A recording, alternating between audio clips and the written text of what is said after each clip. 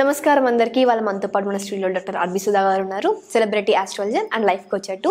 Present అయితే కుజస్తంభనం జరగబోతుందంట. మరి ద్వాదశ రాశుల వారికి ఎలా ఉండబోతుంది, ఎలా ఉంటే పరిహారాలు ఏం చేసుకోవాలనేది మేడం అడిగి తెలుసుకుందాం. ఇంకెందుకు లేదు, వీడియోలోకి వెళ్ళిపోదాం పదండి. మ్యామ్, ఇప్పుడు చాలా మంది సోషల్ మీడియాస్లో ఆరల్స్ బయట ఎక్కడైనా సరే హాట్ టాపిక్గా కుజస్తంభన అనేది స్టార్ట్ అయింది మళ్ళీ.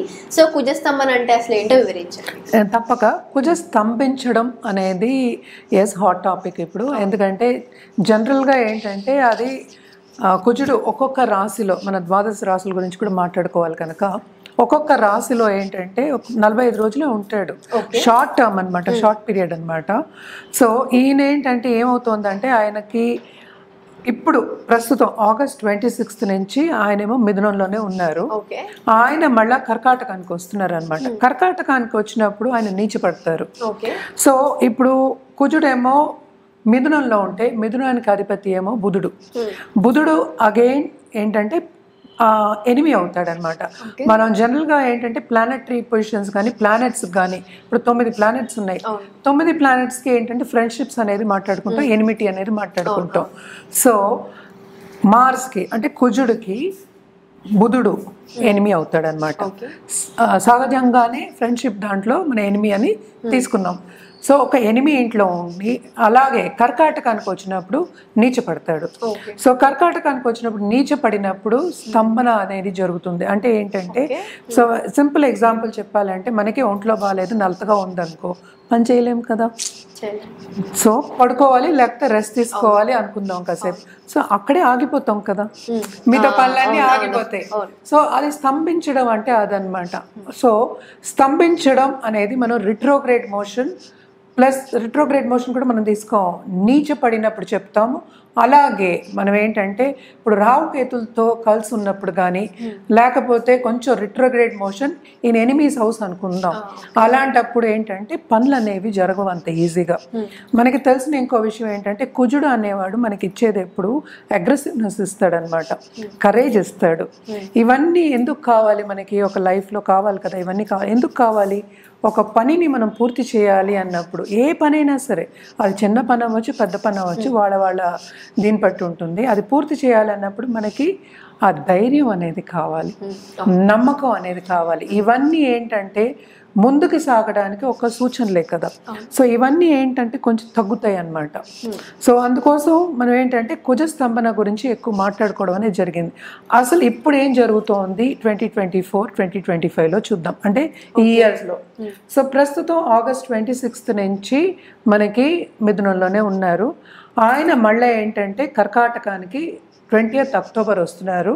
20th October నుంచి 21st Jan వరకు మనకి కర్కాటకంలో ఉన్నారంటే నీచ స్థితిలో ఉన్నారు. సో నీచ స్థితిలో ఉన్నప్పుడు స్తంభించినట్లు లెక్క. ఓకే, తర్వాత ఏంటంటే 7th December నుంచి రిట్రోగ్రేడ్ అవుతున్నారు. రిట్రోగ్రేడ్ మోషన్ అంటే అసలు ఏంటి అంటే వెనక్కి తిరిగి చూస్తున్నట్టు, స్ట్రైట్గా వెళ్లకుండా ఆగిపోయి వెనక్కి తిరిగి ఫ్లిప్ సైడ్ అంటూ ఉంటాం మనం, అలా చూస్తున్నట్టు అనమాట. అది ఎప్పటి వరకు ఉంది మనకి? February వరకు ఉందన్నమాట. సో ఇది కూడా ఏంటి, దీంట్లో మళ్ళా పైకి వెళ్ళడం అనేది జరుగుతుంది. ఇప్పుడు ఎలా వస్తుంది, ఒక కర్వ్ కింద ఇప్పుడు ముందుకు సాగడం అవుతుంది, మళ్ళీ వెనక్కి తిరగాలంటే ఒక కర్వ్ వస్తుంది, మళ్ళా సర్కిల్ మళ్ళీ పైకి వెళ్ళాలి. సో మొత్తం కలిపితే ఏంటంటే 7th June వరకు ఇట్లా జరుగుతోంది అనమాట. అంటే 21st Jan నుంచి February 24th అనుకుందాం కాసేపు. అప్పటికి మనకి జెమిని అంటే మిథునంలో ఉంటున్నారనమాట. అదైన తర్వాత మళ్ళా కిందకి దిగడం అనేది జరుగుతుంది. మళ్ళా కర్కాటకంలో నీచపడి మళ్ళా 7th June వరకు అక్కడే ఉండి మళ్ళా సింహానికి వెళ్తున్నారు. ఇంత కథ ఉందన్నమాట వెనకాతల కుజుడికి. అంటే ఇప్పుడు జరిగే పరిస్థితి అనమాట. ట్రాన్సిట్స్ అంటాం మనం, గోచారం అంటాం. సో గోచార రీత్యా మనం చూస్తే ద్వాదశ రాసుల వారికి తప్పక మిశ్రమ ఫలితాలు కొన్ని ఉండొచ్చు. కొంతమందికి ఏంటంటే బాగుండొచ్చు, కొంతమందికి బాగుండకపోవచ్చు. బట్ జనరల్గా ఏంటంటే మనం చెప్పేది ఎనిమి ఇంట్లో ఉన్నా, అలాగే నీచపడే స్థితిలో ఉన్నా కనుక తప్పక కొన్ని ప్రాబ్లమ్స్ అనేవి వస్తాయి. అలాగే కుజుడు మనం ఇంకోటి మోస్ట్ ఇంపార్టెంట్ చెప్పుకోవాల్సింది ఏంటంటే మంగళకారకుడు అంటాం. మంగళం అంటే ఎప్పుడు చెప్తాం మనం? పెళ్ళికి చెప్తాం, దాంపత్య జీవితం చెప్పుకుంటాం అనమాట. అలాగే ఇప్పుడు ఈ కాలంలో మనం చెప్పుకోవాలంటే ఇంటర్పర్సనల్ రిలేషన్షిప్స్. అది లేకుండా మనం పనే చేయలేము కదా అసలు. ఇంట్లో సరిగా లేకపోతే బయటకు వెళ్ళి ఎలా పని చేస్తాం? ఎవరో ఒకళ్ళు హస్బెండ్ వైఫ్ బుర్ర తింటూ ఉంటే ఎలా వెళ్ళి చేస్తాం? చేయలేము కదా. సో ఈజీగా ప్రేక్షకులకు అర్థం అవ్వాలని అలా చెప్పాను. బట్ ఎవరైనా సరే రోజు గొడవ పెట్టుకుని ఆర్గ్యుమెంట్స్ డిసగ్రిమెంట్స్ ఉన్నప్పుడు మనం వెళ్ళి చేయలేము అనమాట. పని చేయడంలో మనకి ప్రాబ్లమ్స్ వస్తుంది. అలాగే లాంగ్ టర్మ్లో మనకి యాంగ్జైటీ అనేది వస్తుంది, మెంటల్ ప్రెషర్ అనేది ఉంటుంది, పనిలో సక్రమంగా చేయలేము. సో అది కూడా ఒక అడ్డంగం కిందే మనం తీసుకోవాలి. అలా ఒకటి కాకుండా ఈయన మంగళకారకుడు, నేను ఇందాక చెప్పినట్టు పెళ్ళికి కూడా మనం మోస్ట్ ఇంపార్టెంట్ మార్స్ బాగుండాలి, కుజుడు బాగుండాలి అని చెప్తాం. అలాగే హెల్త్ కూడా అంతే. బ్లడ్ రిలేటెడ్ ప్రాబ్లమ్స్కి మనం ఎక్కువ కుజుడిని చెప్పుకుంటూ ఉంటాం అనమాట. అవన్నీ రాకూడదు, హెల్త్ ప్రాబ్లమ్స్ రాకూడదు. అలాగే కెరియర్లో స్తంభన రాకూడదు. స్తంభన అంటే ఆగిపోవడం. ఆగిపోవడం అంటే మనం ఎంత ప్రయత్నించా అసలు అవ్వట్ల. సో అలాంటివన్నీ రాకూడదు అన్నప్పుడు ఏంటంటే మనం కొన్ని పరిహారాలు చేసుకోవడం అనేది వెరీ ఇంపార్టెంట్. ఇది బేసిక్గా ఏంటంటే కుజుడి ఒక ట్రాన్సిట్ కానీ గోచరం కానీ ఈ సంవత్సరంలో జరిగేది. మళ్ళా చెప్తున్నాను.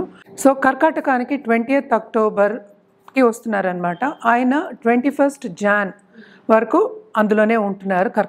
కర్కాటకంలోనే కుజుడు నీచపడతారనమాట. నీచంగా ఉన్నప్పుడు కొన్ని స్తంభిస్తాయి, మనం మాట్లాడుకున్నాం. అలాగే ఏంటంటే 7th డిసెంబర్ నుంచి 21st జాన్ వరకు కర్కాటకంలో రిట్రోగ్రేడ్లో ఉంటున్నారు. రిట్రోగ్రేడ్ అంటే ఏంటంటే వెనక్కి తిరిగి మళ్ళీ పైకి వెళ్తున్నారు. పైకి ఏంటంటే ఎక్కడికి, మనకి మిథునానికి వెళ్తున్నారు అనమాట. సో మిథునంలో మళ్ళీ 24th ఫిబ్రవరి వరకు ఆయన రిట్రోగ్రేడ్లో ఉంటున్నారు అనమాట. మళ్ళీ ఏమవుతోంది, ఏప్రిల్లో ఆయన మళ్ళీ కర్కాటకానికి దిగుతున్నారనమాట. ఏప్రిల్. ఇవన్నీ మనం 24, 25, 24 and 25. అది 7th జూన్ వరకు కర్కాటకంలో నీచ స్థితిలో ఉంటున్నారనమాట.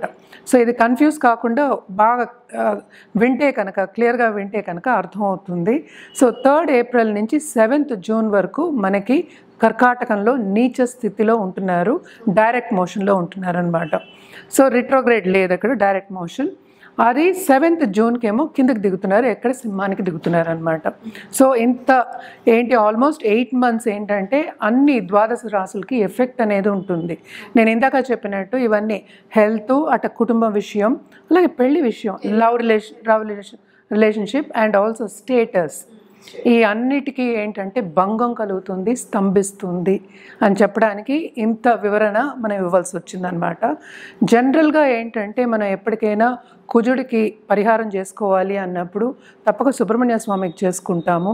అలాగే ఏంటంటే దుర్గాదేవికి ఎక్కువ చేసుకోవడం అనేది ఆన్మాయిత్ అనమాట. సో జనరల్గా ఏంటంటే మనం ఓం కుజాయ నమః అని మనం మంత్రం కంటిన్యూస్గా చాంట్ చేసుకోవచ్చు అనమాట. సరే, కుంభరాశి వాళ్ళకి కూడా మిశ్రమ ఫలితాలే మనం చెప్పుకోవాలి. మనం మాట్లాడుకున్నది కుజ స్తంభన గురించే మాట్లాడుకుంటున్నాము. కుజ స్తంభన ఎక్కడ జరుగుతోందంటే 6వ ఇంట్లో జరుగుతోంది. తప్పక వీళ్ళకి ఖర్చు అనేది విపరీతంగా ఉంటుంది. అలాగే హెల్త్ విషయాలు కొంత సెన్సిటివ్ అయ్యే ఛాన్సెస్ ఉంటాయి. బ్లడ్ రిలేటెడ్ ప్రాబ్లమ్స్ రాకుండా చూసుకోవాలన్నమాట. అలాగే మనం చూసామంటే 5th హౌస్లో సంచారం అంటే మిథునంలో జరిగినప్పుడు వీళ్ళకి ఏంటంటే సడన్గా డబ్బు వచ్చే ఛాన్సెస్, అలాగే లక్ ఫేవర్ చేసే ఛాన్సెస్ అనేవి కనిపిస్తున్నాయి అన్నమాట. కానీ రిట్రోగ్రేడ్ మోషన్ మళ్ళీ ఏంటంటే కొంతవరకు ఇబ్బంది పెట్టే ఒక తరుణం అన్నమాట.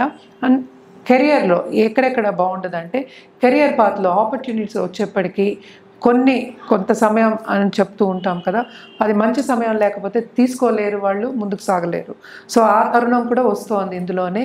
ఎందుకంటే రిట్రోగ్రేడ్ మోషన్ కూడా ఉంది కనుక, అంటే వెనక్కి తిప్పి చూస్తున్నారు కనుక తప్పక రిట్రోగ్రేడ్ మోషన్లో వాళ్ళకి ముందుకు వెళ్ళే ఛాన్సెస్ తక్కువ ఉంటాయి. ఆబ్స్టకల్స్ అనేవి ఎక్కువ ఉంటాయి, అంటే అడ్డంగాలు అనేవి ఎక్కువ కనిపిస్తున్నాయి, ఎస్పెషలీ కెరియర్ పాత్లో అని చెప్పాలి.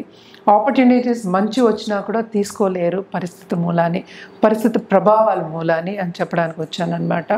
అలాగే ఈ రాశిలో ఉన్న పిల్లలకి తప్పక బాగుంటుంది. దూరపు దేశాలు వెళ్ళి సెటిల్ అయ్యే వాళ్ళకి మంచి తరుణమే, వెళ్ళి సెటిల్ అవ్వచ్చు. బాగా పైకి వచ్చే సక్సెస్ వచ్చే ఛాన్సెస్ కూడా కనిపిస్తున్నాయి అన్నమాట. కానీ బిజినెస్లో ఉన్న వాళ్ళకి లాసెస్ వచ్చే ఛాన్సెస్ కొంచెం కనిపిస్తున్నాయి.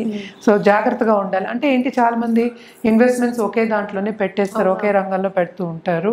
సో అలా కాకుండా చూసుకుని చేయడం అనేది మంచిది. అంటే తొందరపాటు నిర్ణయాలు తీసుకోవడం అనేది కొంచెం మంచిది కాదు. జాగ్రత్తగా ఉండడం అనేది మంచిది. తొందరపాటు నిర్ణయాలు అసలు తీసుకోవద్దు. కొంచెం ఆలోచించుకుని ఆచితూచి అంటూ ఉంటాం, ఆచితూచి కొంచెం చూసుకోవాలి. ఈ 8 నెలలు కొంచెం అట్లనే ఉంటుంది. అలాగే నేను చెప్పినట్టు స్టూడెంట్స్కి అయితే చాలా బాగుంటుందని చెప్పాను, తప్పక బాగుంటుంది.